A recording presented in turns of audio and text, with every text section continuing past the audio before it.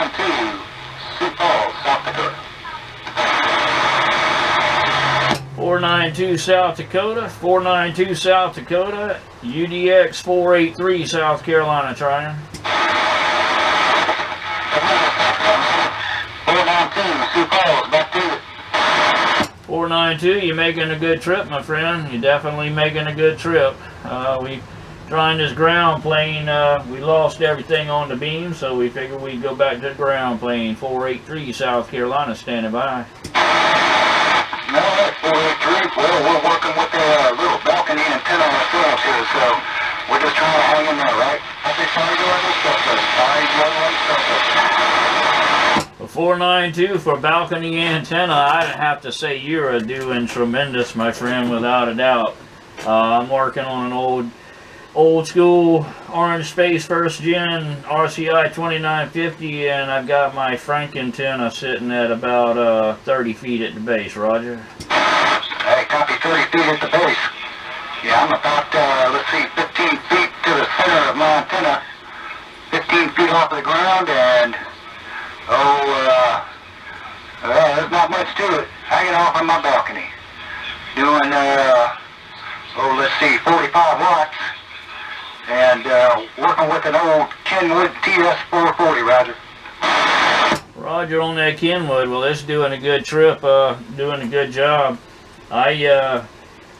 You know, they say height is might, and, you know, to a certain extent, I agree with that, but when I was in the process of getting ready to put my tower back up, I had this ground plane sitting 2 feet off of the ground in a beach umbrella stand, a patio umbrella stand, and I talked to Fresno, California. So yeah, it's, you know, it is what it is. I mean, up in the air is doing good, but it did real good on the ground as well. I mean, it is, like you said, but I am pushing about 80 watts into this thing as well. So you're definitely making the trip. You're sounding real good. I've got a YouTube channel, UDX-483. I'll put this out there later on for you to hear if you'd like to hear it, as long as you're okay with it. UDX-483, that's my YouTube channel, Roger.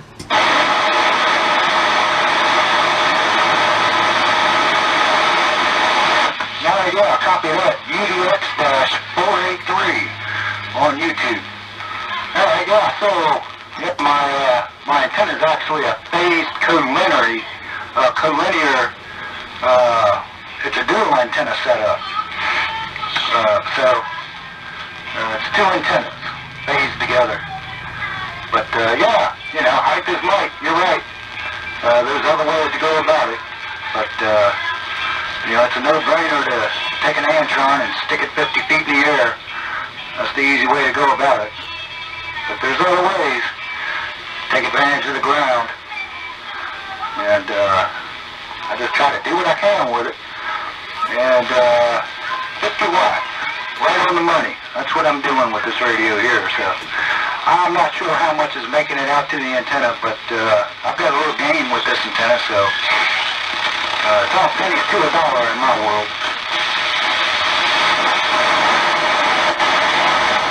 Yeah, I definitely agree on the pennies to a dollar. Like I said, I'm working on a ground plane. It's definitely a Frank antenna.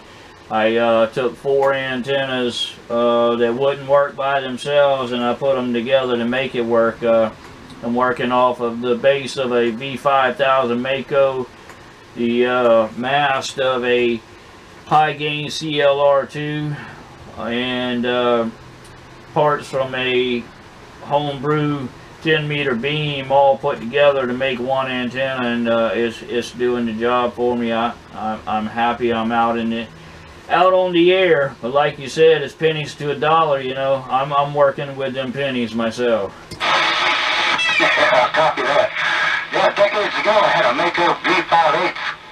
I had that antenna to the ground radials 120 feet in the air, and it was above the tree line of some tall pine trees in my backyard. So this this was in Northern Virginia, outside of Washington, D.C., and that antenna got out great. But being above, right at the tree line, those ground radios were just above the tree line. That thing worked, it worked excellent. And back then, this was, early mid-90s. I was talking into Europe every night on that setup, easily. So, without those trees providing CQ 11 meter FM, CQ 11 meter FM, seriously, football at 08 10 bucks. So, I don't know. Just know what I had at that time, and it worked great.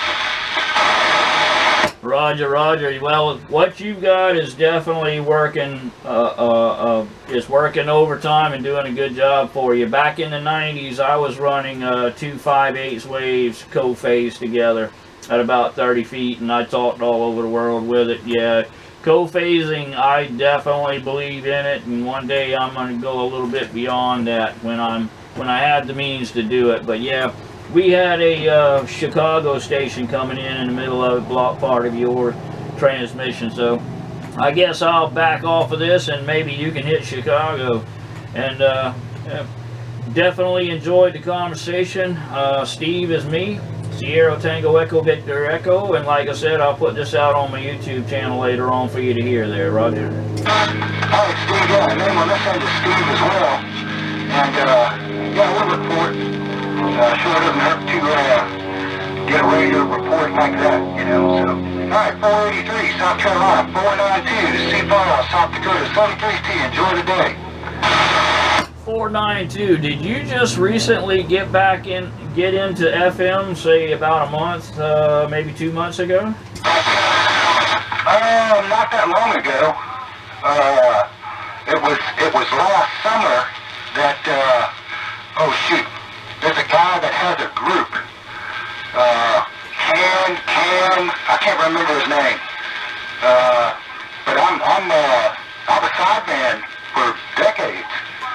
I worked in radio most of my life, but I had never pursued FM outside of repeaters. Anyways, I followed him down off of one of the sideband channels down to here and started working FM last summer. But, so yeah, I'm kind of new to it, yeah. Roger, Roger. Yeah, I spoke with someone also by the name of Steve not long ago. They were just getting into the FM, if I'm not mistaken. Or maybe I spoke with you and I'm talking about someone else. But yeah, I did sideband for years back in the 90s, doing the free band primarily, and got out of it for 20 years, and I just got back into it last year, and I wish I'd have never stopped. Well, that's how it went for me. I got out of the hobby for a couple of decades, about 25 years actually, and just got back into it a couple, 2 or 3 years ago. So I'm glad I got back into it. But yeah, I was out of it for quite a while. I still worked with radio, but on the commercial end. But yeah, I enjoy it. I just lost interest for quite a while. But FM is definitely, it's definitely new for me. It's certainly different than sideband. Yeah, Roger. Yeah, I'm enjoying it. Back in the 90s, I had a Galaxy SSB, had FM, and another friend of mine had a Galaxy, and we switched over to FM, and compared to AM, the white noise, oh no, that's no good. But oh man, I'm liking it. Just like I turned on the radio first thing this morning about an hour ago, and I talked to a mobile in Scotland. So yeah, I'm loving FM. I'll still do my sideband once I get me another biased amp, and I still do AM every day, but I will definitely continue with the FM. I don't care what anybody says. Oh yeah, copy that. Yeah, back in the day I had a Galaxy. I got it. 10. I had a chip switch in that. My base setup was an FLFR 101.